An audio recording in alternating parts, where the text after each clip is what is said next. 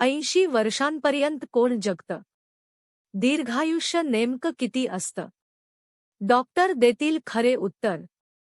तुम्ही किती वर्षे जगू शकता? सर्वांना नमस्कार. मी आज 3 अत्यंत महत्त्वाच्या प्रश्नांवर चर्चा करणार आहोत. पहिला प्रश्न, प्रत्येक 100 लोकांपैकी प्रत्यक्षात किती लोक 80 वर्षांपेक्षा जास्त जगतात? दुसरा प्रश्न, 70 ते 79 वर्षांचे वय हे आयुष्यातील सर्वात धोकादायक टप्पा मानले जाते. या काळात अनेक ज्येष्ठ नागरिकांची तब्येत झपाट्याने खालावते. हे खरंच आहे का?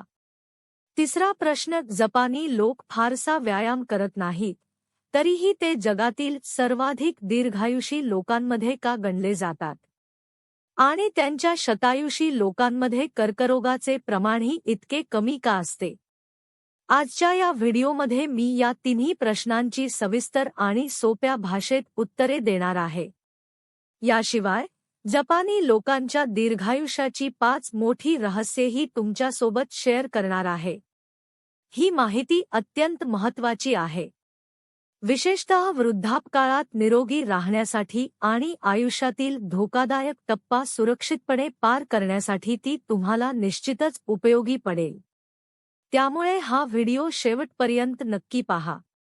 विषयाला सुरुवात करण्यापूर्वी आमच्याकडून दिली जाणारी माहिती तुम्हाला आवडत असेल तर कृपया कमेंटमध्ये आवडले किंवा पसंती असे लिहा. तुमचा हा छोटासा प्रतिसाद आम्हाला सातत्याने काम करण्याची प्रेरणा देतो. तसेच व्हिडिओला लाईक करा, चॅनल सबस्क्राईब करा आणि गरजू लोकांपर्यंत ही माहिती जरूर पोहोचवा. आता सर्वप्रथम समजून घेऊया की 70 ते 79 वर्षांचे वय धोकादायक का मानले जाते. ही केवळ ऐकीव गोष्ट नाही. इस्रायलमधील संशोधकांनी ज्येष्ठ नागरिकांच्या आरोग्यावर दीर्घकालीन अभ्यास केला. त्यांनी आरोग्याच्या स्थितीचे विविध वयोगटांनुसार विश्लेषण केले आणि एक अतिशय रंजक निष्कर्ष समोर आला. 60 ते 69 वर्षे या वयोगटात ज्येष्ठ नागरिकांची आरोग्य स्थिती तुलनेने स्थिर असते. 80 ते 89 वर्षांच्या वयोगटातही अनेकांच्या शरीराची स्थिती आश्चर्यकारकपणे स्थिर दिसून येते. परंतु या दोन्ही टप्प्यांच्या मधील 70 ते 79 वर्षे हा काळ सर्वाधिक धोकादायक आढळला. या वयोगटातील ज्येष्ठांना सरासरी दर महिन्याला 2 लहान मोठ्या आरोग्य समस्या उद्भवू शकतात. असे का घडते? याचे कारण अगदी सोपे आहे. 70 वर्षांनंतर आपल्या शरीराची झपाट्याने घसरण सुरू होते. सर्वप्रथम हृदय, मूत्रपिंड, यकृत यांसारखे महत्त्वाचे अवयव जवळपास 70 वर्षे सतत कार्य करत असतात. त्यामुळे त्यांची कार्यक्षमता हळूहळू कमी होऊ लागते. यापूर्वी किरकोळ त्रास होत असला तरी शरीर त्याचा सामना करत असे. पण 70 वर्षांनंतर ही घसरण अधिक वेगाने होऊ लागते. दुसरे महत्त्वाचे कारण म्हणजे जुनाट आजारांचा परिणाम. अनेकांना 50 किंवा 60 वर्षांच्या वयात उच्च रक्तदाब, मधुमेह किंवा वाढलेले कोलेस्टेरॉल यांसारख्या समस्या सुरू होतात. सुरुवातीच्या 10 ते 20 वर्षात त्यांचा फारसा त्रास जाणवत नाही आणि अनेकजण औषधेही नियमित घेत नाहीत. परंतु हे आजार अगदी गरम पाण्यातील बेडूक या उदाहरणासारखे असतात. ते अनेक वर्षे शरीराचे शांतपणे नुकसान करत राहतात. 70 वर्षांनंतर या नुकसानाचे परिणाम स्पष्टपणे दिसू लागतात. रक्तवाहिन्या कमकुवत होतात, त्यामध्ये अडथळे निर्माण होतात आणि हृदयावरील ताण वाढतो. त्यामुळे या वयात हृदयविकाराचा झटका आणि स्ट्रोक यांसारख्या गंभीर समस्या अधिक प्रमाणात दिसून येतात.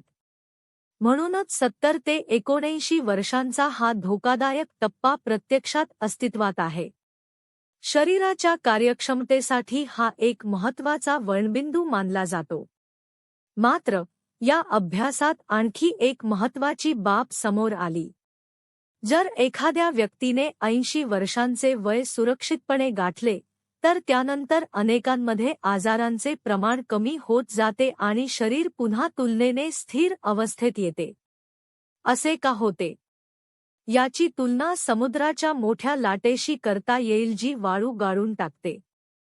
जे ज्येष्ठ 70 ते 79 वर्षांचा हा कठीण काळ यशस्वीपणे पार करतात, त्यांच्या शरीराने, जीवनशैलीने आणि जुनाट आजारांच्या व्यवस्थापनाने ही कठीण परीक्षा उत्तीर्ण केलेली असते. त्यांनी शरीरात एक नवीन संतुलन निर्माण केलेले असते आणि ते अधिक स्थिर टप्प्यात प्रवेश करतात. म्हणूनच आपले पहिले उद्दिष्ट स्पष्ट असले पाहिजे. 70 ते 79 वर्षांचा हा महत्त्वाचा टप्पा शक्य तितक्या निरोगीपणे पार करणे. आता प्रश्न असा आहे की प्रत्यक्षात किती लोक हा टप्पा यशस्वीपणे पार करतात? प्रत्येक 100 लोकांपैकी किती जण 80 वर्षांपर्यंत जगतात? यासाठी आपण अधिकृत आकडेवारी पाहूया. उदाहरण म्हणून आपण मुंबई शहराचा विचार करूया, कारण मुंबईतील वैद्यकीय सुविधा आणि आरोग्यविषयक सांख्यिकीय माहिती तुलनेने अधिक अचूक आणि व्यापक मानली जाते. मुंबई आरोग्य आयोगाने 2022 मध्ये प्रसिद्ध केलेल्या आकडेवारीनुसार मुंबईतील रहिवाशांचे सरासरी आयुर्मान 83.18 वर्षे आहे. हा आकडा खरोखरच उल्लेखनीय आणि खूपच उच्च मानला जातो. यामध्ये पुरुषांचे सरासरी आयुर्मान 80.84 वर्षे तर महिलांचे 85.66 वर्षे आहे. म्हणजेच महिलांचे आयुष्य सामान्यतः पुरुषांपेक्षा अधिक असते. आता मुख्य आकड्याकडे पाहूया. 2022 मध्ये मुंबईत 80 वर्षे किंवा त्याहून अधिक वयाचे सुमारे 8.31 लाख ज्येष्ठ नागरिक होते. हा आकडा मुंबईच्या एकूण नोंदणीकृत लोकसंख्येच्या सुमारे 5.5% इतका आहे. म्हणजेच प्रत्येक 1000 लोकांपैकी सुमारे 55 जण किंवा प्रत्येक 100 लोकांपैकी साधारण 5 ते 6 जण 80 वर्षांपेक्षा जास्त आयुष्य जगतात. मित्रांनो, तुम्हाला हे प्रमाण जास्त वाटते की कमी? एका बाजूने पाहिले तर 5% हा फार मोठा आकडा वाटत नाही. याचा अर्थ असा की 80 वर्षांपर्यंत जगणे आजही अभिमानाची आणि साजरा करण्यासारखी गोष्ट आहे. पण दुसऱ्या बाजूने पाहिले तर हा आकडा आपल्याला हेही सांगतो की 80 वर्षांपर्यंत जगणे हे अशक्य स्वप्न नाही. योग्य प्रयत्न, निरोगी जीवनशैली आणि काळजी घेतल्यास हे ध्येय नक्कीच गाठता येऊ शकते. आपले उद्दिष्ट असे असले पाहिजे की आपण स्वतः आणि आपल्या कुटुंबातील सदस्य त्या भाग्यवान 5.5% लोकांमध्ये असावेत. आता काही जण विचारतील, मला 90 किंवा 100 वर्षांपर्यंत जगायचे आहे. ते शक्य आहे का? आणि त्यासाठी कोणाकडून शिकावे? याच ठिकाणी आपल्या शेजारी देश जपानचा उल्लेख करावा लागेल. दीर्घायुष्याच्या बाबतीत जपान हा जगातील निर्विवाद विजेता मानला जातो. जागतिक आरोग्य संघटनेच्या WHO 2022 च्या आकडेवारीनुसार जगातील सरासरी आयुर्मान 72.5 वर्षे आहे, तर जपानचे सरासरी आयुर्मान 84.3 वर्षे असून ते अनेक वर्षांपासून जगात अव्वल स्थानावर आहे. मग प्रश्न पडतो, जपानी लोक असे काय करतात? दीर्घायुष्य म्हटले की आपल्या मनात सर्वप्रथम व्यायामाचा विचार येतो. आपल्याला वाटते की दीर्घायुषी लोक रोज धावतात, कठोर व्यायाम करतात किंवा डोंगर चढतात. पण आश्चर्याची गोष्ट म्हणजे जपान हा जगातील सर्वात कमी व्यायाम करणाऱ्या देशांपैकी एक आहे. प्रसिद्ध वैद्यकीय नियतकालिक द लॅन्सेट ग्लोबल हेल्थच्या सर्वेक्षणानुसार सर्वात कमी व्यायाम करणाऱ्या देशांच्या यादीत जपान 11व्या क्रमांकावर आहे. आकडेवारीनुसार जवळपास 60% जपानी लोकांना नियमित व्यायाम करणे आवडत नाही. मग व्यायाम कमी करूनही ते इतके दीर्घायुषी कसे? याहूनही आश्चर्याची गोष्ट म्हणजे जपानी लोक फक्त जास्त जगत नाहीत, तर त्यांच्या ज्येष्ठ नागरिकांमध्ये कर्करोगाचे प्रमाणही खूप कमी आहे. आपल्याला माहिती आहे की कर्करोग हा प्रामुख्याने वृद्धापकाळातील आजार मानला जातो. वय वाढत जाते तसे जनुकांमध्ये बदल, म्युटेशन, साचत जातात आणि कर्करोगाचा धोका वाढतो. पण जपानची परिस्थिती याच्या अगदी उलट आहे.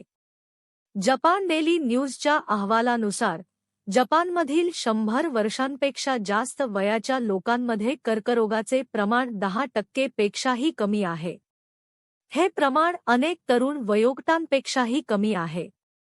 याचा अर्थ असा नाही की हे शतायुषी लोक कधीच आजारी पडत नाहीत. त्यांनाही वृद्धत्व येते, त्यांनाही काही जुनाट आजार असतात. पण त्यांनी कर्करोगासारख्या गंभीर आजारापासून स्वतःचे मोठ्या प्रमाणात संरक्षण केलेले दिसते. हे कसे शक्य झाले? यामध्ये आनुवंशिकतेचा काही वाटा असतो, पण तो आपण बदलू शकत नाही. मात्र त्यानंतरचा सर्वात मोठा प्रभाव आपल्या जीवनशैलीचा असतो. जपानी लोक फारसा व्यायाम करत नसतील तर त्यांच्या दीर्घायुष्याचे रहस्य नक्की काय आहे?